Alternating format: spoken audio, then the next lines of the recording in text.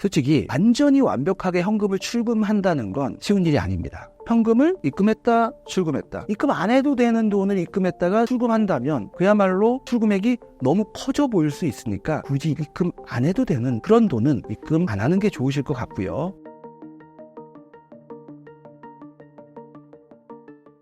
안녕하세요.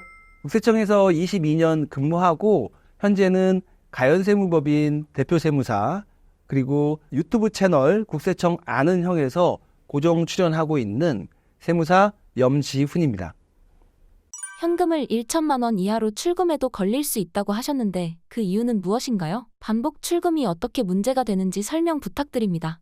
정말 많은 분들이 관심 가지고 현금 출금의 위험성에 대한 유튜브 내용 저도 많이 봤습니다.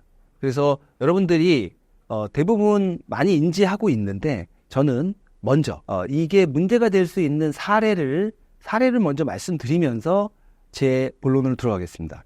첫 번째 사례는요. 어떤 어르신이 한 분 있었어요. 나이는 80대 중반의 어르신이었는데 이 어르신이 매일 가는 곳이 있었어요. 바로 자기의 주거래 은행이었죠. 이분은 매일 가서 200, 300, 500 창구에서 그렇게 습관적으로 현금을 출금하셔요. 그런데 그분이 어느 날 돌아가셨죠. 그런데 사람이 죽으면 상속세 신고라는 거를 해야 돼요. 이분은 상속세 신고를 했고 1년 후에 상속세 조사가 나왔어요. 상속세 조사를 시작하면 피상속인, 돌아가신 피상속인과 상속인들의 계좌를 10년간 오픈한다.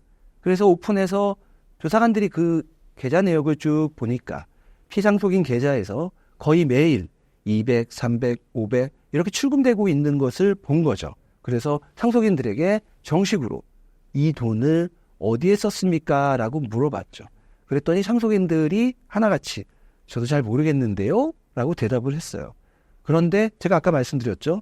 피상속인의 계좌만 오픈되는 게 아니라 상속인의 계좌도 오픈이 된다.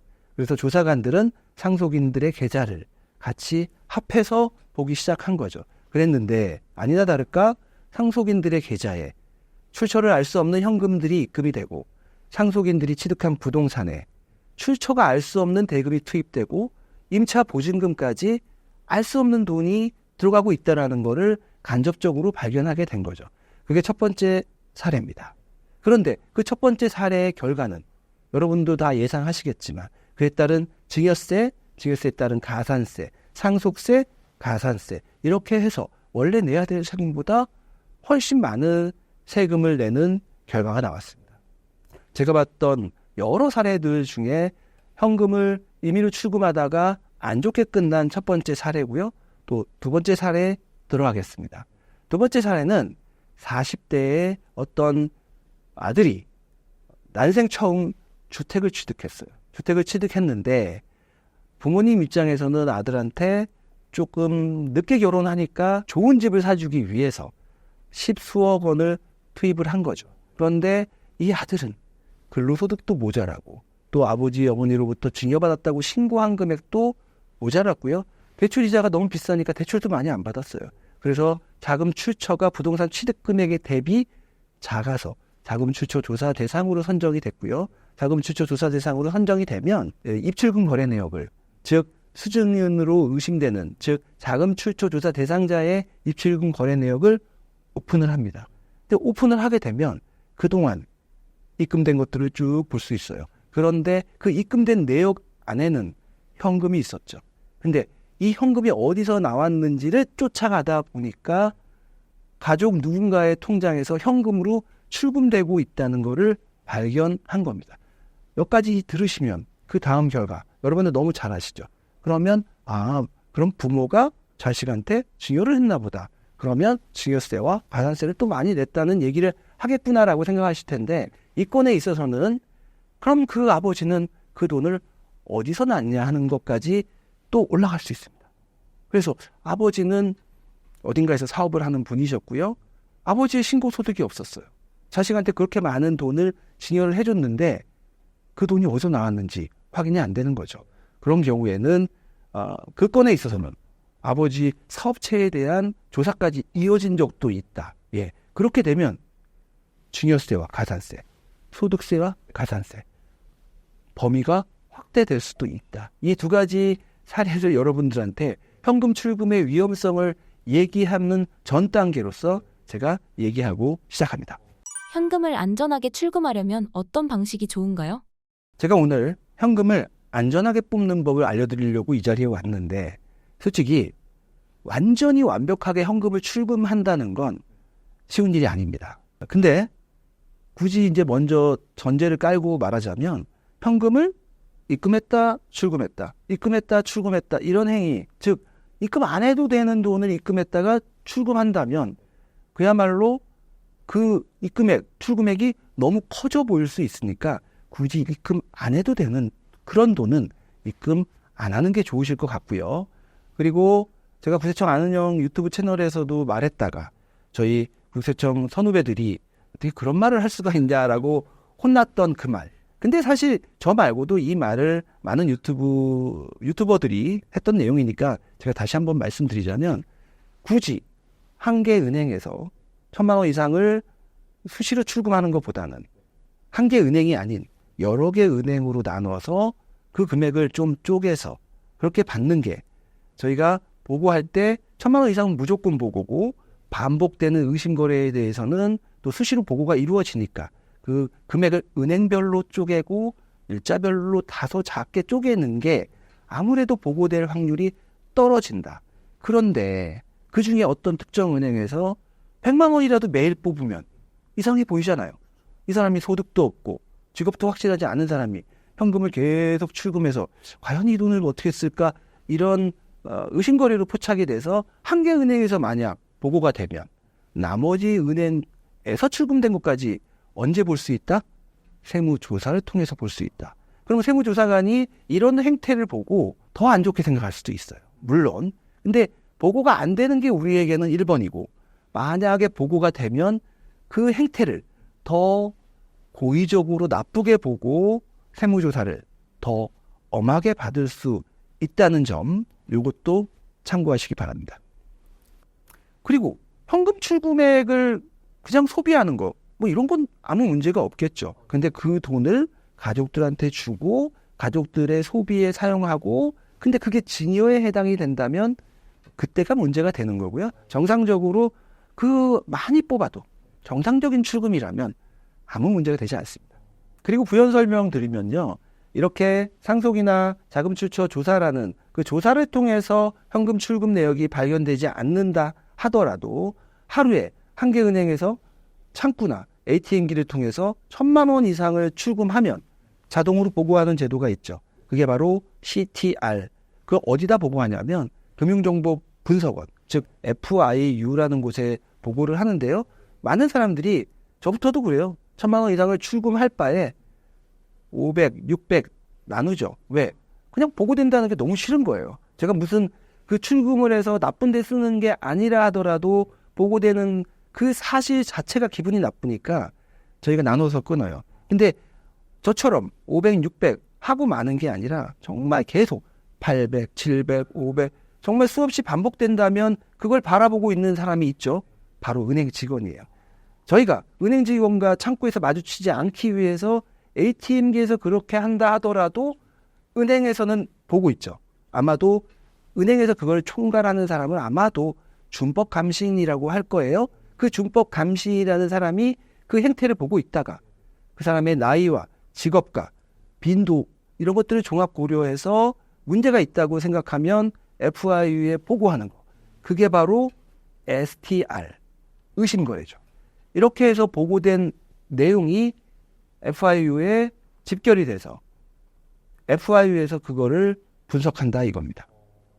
은행과 금융정보분석원 FIU이 어떤 기준으로 의심거래를 신고하고 이 정보가 어떻게 국세청으로 전달되는지 설명해 주세요.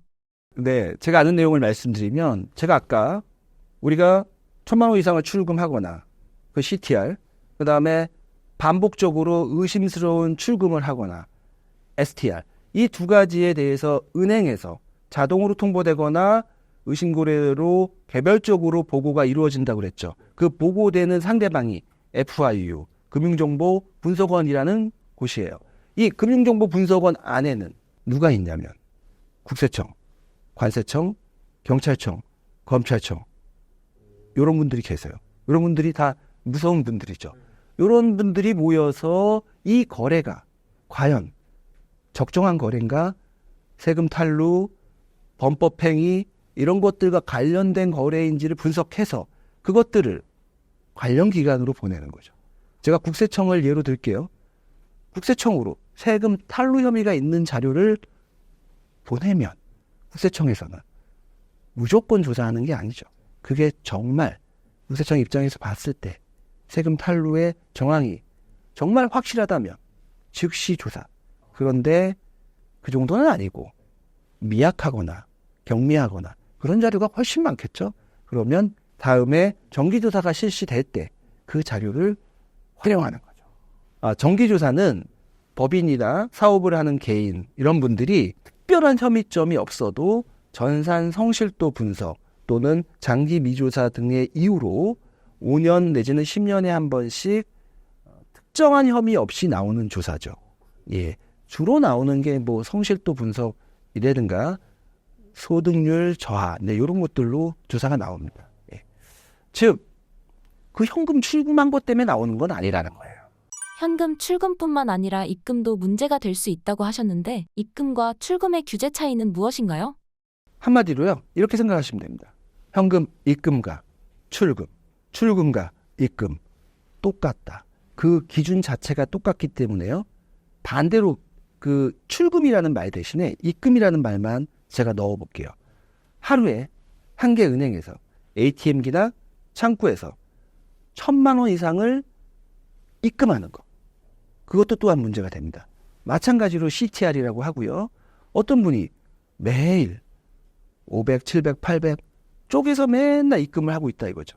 그러면 은행 준법감시는 그 모습을 보고 의심거래로 판단해서 STR, 그거를 또 FIU에 보내는 그 논리는 똑같습니다. 근데 아까 제가 말한 것처럼 매일 이렇게 입금을 하는데 그 돈이 소득세 신고가 돼 있지 않고 또한 증여세 신고를 통해서 받은 돈이 아닌데 계속 입금이 이루어진다면 그럼 자금 출처 조사 대상, 증여세 대상으로 선정될 수 있는데요. 제가 흔한 사례를 하나 예로 말씀드릴게요. 어떤 여자분이 있었어요. 이분이 출처를 알 수 없는 200, 300, 500 이 금액을 은행 ATM기에 거의 매일 입금을 해요. 그럼 그 돈으로 그분은 고액의 빌라에서 사시고요. 매일 엄청난 소비를 하시는 거죠. 그러면 그게 성립이 되려면 그분은 신고된 소득이 있거나 아니면 부모로부터 또는 누군가로부터 증여받고 신고된 내용이 있어야 되는데 그게 없으니까 자금 출처 조사 대상으로 선정이 된 거죠. 통장을 열어보면요. 이분이 입금된 그 내역이 다 5년 동안 얼마나 입금했는지 다 볼 수 있죠. 심지어는 10년도 볼 수 있고요. 그 내역을 소명 요구하고 그 돈을 쫓다 보면 그게 신고 안 된 소득인지 또는 누군가로부터 증여받은 그 금액인지 그거를 국세청에서는 확인할 수 있게 되죠. 그 기간, 조사 기간 보통 30일이 넘어요. 그러면 금융추적조사를 통해서 그거를 밝혀낸다 이겁니다. 그러면 그분 같은 경우 소득세, 증여세 그 두 세목에 따른 가산세까지. 가산세에는 신고불성실, 무신고 가산세와 납부지연 가산세. 납부지연 가산세는 1년에 약 8%에 해당되는 그 가산세까지 부담하게 된다는 거죠. 즉 원래 내야 될 세금보다 거의 2배 가까운 세금을 내는 사례가 종종 목격되고 있습니다. 절세를 위해 어떤 점을 주의해야 하며 세금을 제대로 납부하는 것이 왜 중요한가요?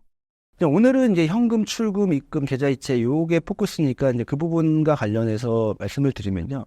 세금 많이 내고 싶은 분 없으시겠죠. 현금, 출금, 입금, 계좌이체 그 자체로는 큰 문제가 없습니다. 현금을 출금해서 내가 쓰겠다는데 내가 번 돈을 입금하겠다는데 그리고 가족 간에 자유롭게 계좌 이체하는 거 그거 문제되지 않죠. 문제는 그 현금 출금한 걸 변칙적으로 주는 거 그리고 현금 입금한 그 돈이 변칙적으로 소득세 신고하지 아니하고 번 돈이라는 거 그리고 가족 간의 계좌 이체인데 이 계좌 이체가 증여세 신고로 이어지지 않는다는 거 이제 그게 문제죠. 그런데 출금된 현금을 몰래 입금하는 거, 신고 안 된 소득을 입금하는 거, 또 계좌 이체를 했는데 그게 신고로 이어지지 아니하는 이런 것들, 또 차명 계좌의 사용, 이런 것들은 굳이 FIU를 통하지 않는다 하더라도 그 자체로 조사 선정이 될 수 있습니다. 근데 이게 조사로 이어지면 아까 제가 여러 가지 사례에서 말씀드렸지만 원래 내야 될 세금보다 2배가 넘는 세금을 부담하게 되는 거죠. 그런데 이게 또 무서운 게 있어요. 사업체 같은 경우, 통상 사업체 같은 경우 그런데요. 조세 범칙 조사로 변질될 수 있어요. 조세 범칙 조사로 전환이 되면 과태료를 낼 수도 있고요. 심지어는 그 금액이 너무 크면 고발도 되고 벌금도 나와요. 그래서 패가망신할 수 있는 거죠. 그런데 이걸로 끝나는 게 아니에요. 이렇게 소득이 많아지면 건강보험료까지 더 나온다는 거. 그래서 여러모로 힘들기 때문에 제 생각에는 너무 탈세를 쫓지 말고 절세를 향해서 가면서 어떻게 하면 절세를 할 수 있는지 그걸 연구하는 거, 그게 여러분들의 앞으로 가야 할 길이 아닌가, 저는 그렇게 생각됩니다. 일반인 분들이 손쉽게 절세를 할 수 있는 방법은 무엇인가요? 제가 다음 시간에 얘기하려고 마음먹고 있는 하나인데요. 결국 우리가 하고자 하는 게 뭐죠? 부모가 자식에게 현금을 합법적으로 증여하는 거죠. 그래서 꾸준히 어렸을 때부터 세금을 증여하는 거. 그래서 절세에는 왕도가 없다. 노력이 따르지 않으면 그 또한 절세로 쉽게 가기는 어렵다. 공부와 또한 노력을 통해서 꾸준한 증여. 그게 우리가 할 수 있는 가장 합법적인 절세 방안입니다.